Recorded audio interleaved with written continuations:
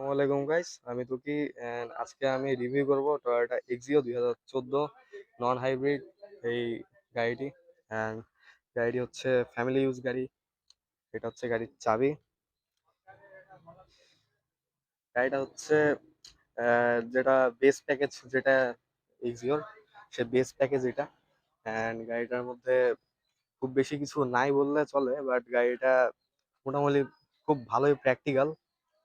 And সবার প্রথমে যদি গাড়ির সামনে থেকে আমরা শুরু করি, গাড়ির সামনে থেকে শুরু করলে আমরা সবার আগে দেখতে পাবো গাড়ির গ্রিলটা। এটা হচ্ছে যেহেতু 2014 মডেল, 14 মডেলের গ্রিল গুলো একটু আলাদা হয়, আর যেটা 12 মডেল ওইটা গ্রিল গুলো আলাদা হয়।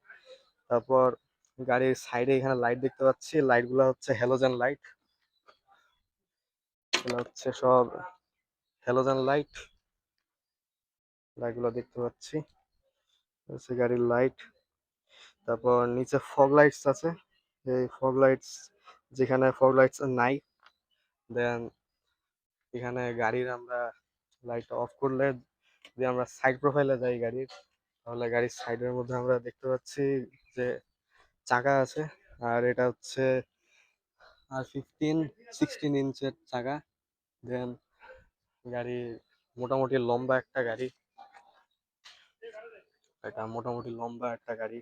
দেন গাড়ির পিছন দিক থেকে যদি দেখি, ব্যাক সাইড থেকে গাড়িটা মোটামুটি ভালোই আছে।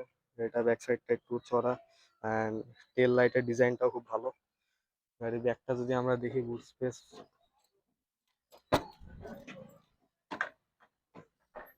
এটা হচ্ছে গাড়ির ব্যাক ট্রাঙ্ক। এটা মোটামুটি অনেক ভালো স্পেস আছে। দেন যদি এটা লাগাই দিই, এই যে এখানে দেখতে পাচ্ছি নয়েজ ইনসুলেশনের যে ফোমটা থাকে ওটা আছে, স্টিল গাড়ি লেগে আছে। দেন গাড়ির এই সাইড থেকে সেম। এরপর যদি আমরা গাড়ির ড্রাইভিং সিটটার কাছে যাই,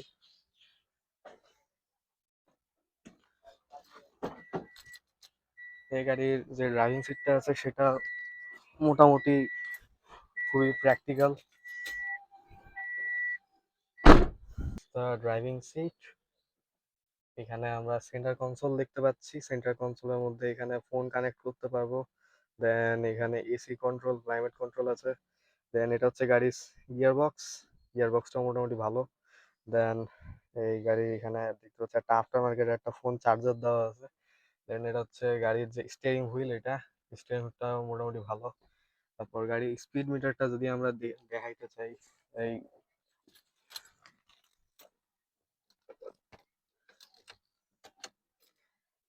এটা হচ্ছে গাড়ির স্পিড মিটার।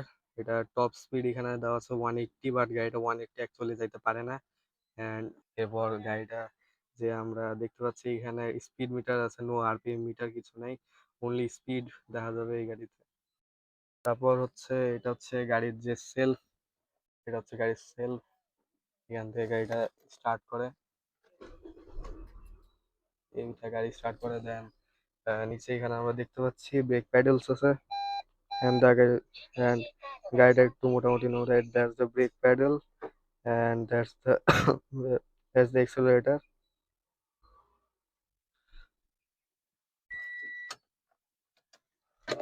এরপর যদি বাইর হই, then গাড়ির বাইকটা দেখি,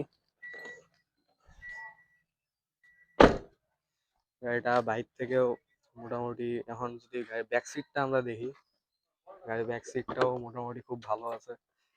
অনেক বড় স্পেসিয়াস একটা জায়গা। অ্যান্ড মোটামুটি একটা ছোট্ট ফ্যামিলির জন্য গাড়িটা খুব ভালো আছে। যে আমরা গাড়ির পিছনে উঠি, গাড়ির পিছনেও আমরা দেখতে পাচ্ছি খুব ভালো স্পেস। এখানে সিটটা মোটামুটি নর্মাল সাইজ আছে, তাও আমার ফুড স্পেস অনেক বেশি আছে। অ্যান্ড গাড়িটা ভিতরে ইন্টেরিয়র কালারটাও মোটামুটি ভালো, লেদার লেদার সিট, এজন্য গাড়িটা দেখতেও মোটামুটি ভালো লাগে। তারপর যদি গাড়ির সাইডটা যদি আমরা দেখতে চাই, সাইডে এখানে দেখতে পাচ্ছি খুবই ক্লিন, সুন্দর দেখতে ডিজাইন। তারপর এখান থেকে সামনেটা দেখতে গেলেও সামনেটাও খুব সুন্দর আছে। অ্যান্ড গাড়ির উপর দিকে এখানে আমরা দেখতে পাচ্ছি যে সানভাইজার আছে, এখানে হোল্ডিং বার আছে, এখানে হোল্ডিং বার আছে, এখানে আছে, অ্যান্ড অলসো এখানেও আছে। তো ওভারঅল গাড়িটা হইতেছে একটা ছোট ফ্যামিলির জন্য খুব ভালো একটা গাড়ি। প্লাস এটা বাংলাদেশের রাস্তার জন্য খুবই প্র্যাকটিক্যাল একটা কার। কারণ গাড়িটা আমার দেখতেও মোটামুটি ডিসেন্ট আছে, প্লাস গাড়িটা পারফরমেন্সও খুব ভালো। এটার মধ্যে আসে 1.5 লিটার একটা নন হাইব্রিড ইঞ্জিন। গাড়িটার দুইটা ভেরিয়েন্ট, একটা হচ্ছে হাইব্রিড অ্যান্ড একটা non hybrid, that's non hybrid one. হাইব্রিডটা এখানে মনোগ্রাম ব্লু কালারের হয়, যেটা এখানে হোয়াইট কালার। সো আজকে আমাদের রিভিউ এত দূরে থাকলো। That's the Toyota Axio 2014 non hybrid 1.5 litre engine.